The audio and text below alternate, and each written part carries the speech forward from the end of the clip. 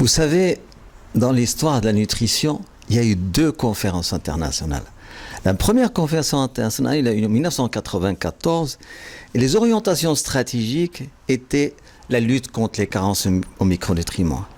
La deuxième conférence internationale de nutrition, il a eu lieu en 2014. Les orientations stratégiques concernaient la lutte contre les maladies non transmissibles. Et toujours dans le cadre de la nutrition, vous savez, dans les objectifs de développement durable, il y a 17 objectifs.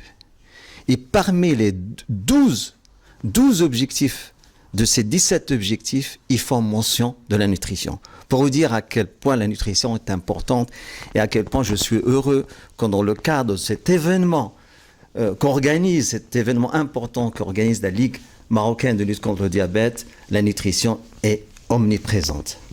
Aussi, la présence du plan, du programme de leadership africain de nutrition, je pense que le fait que cette année qu'on a pu intégrer le programme de leadership africain de nutrition dans le cadre de cet événement qu'organise la Ligue marocaine de lutte contre le diabète est fondamental pour l'Afrique.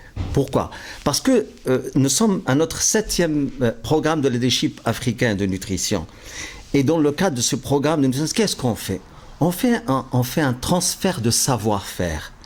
Parce que les gens, qui sont sélectionnés dans le cadre de ce plan, ce sont la majorité des décideurs.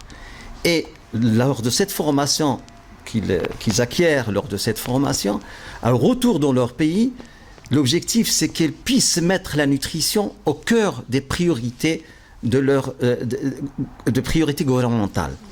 Et c'est une chance pour eux de pouvoir assister à cet événement qu'organise la Ligue marocaine de lutte contre le diabète. Et il y a autre chose, cette année, cet événement donc connaîtra cette année la participation du président de la Fédération internationale du diabète et ceci représente un soutien pour la région MENA et pour le Maroc. Nous sommes très heureux, vraiment très heureux d'avoir intégré ce forum scientifique avec le volet qui est axé sur la nutrition.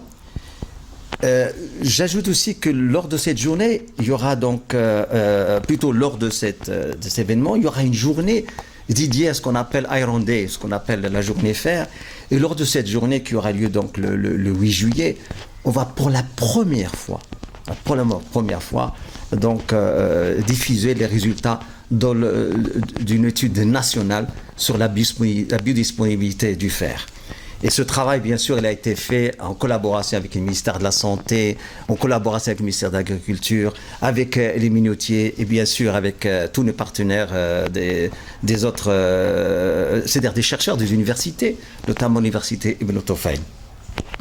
Alors, j'ajoute aussi que ce jour-là, lors de l'ouverture du programme de leadership africain de nutrition, on rendra hommage à un leader. Et je vous ferai la surprise.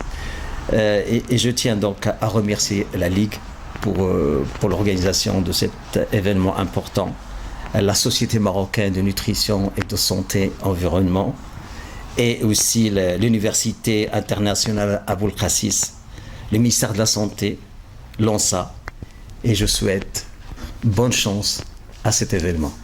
Merci.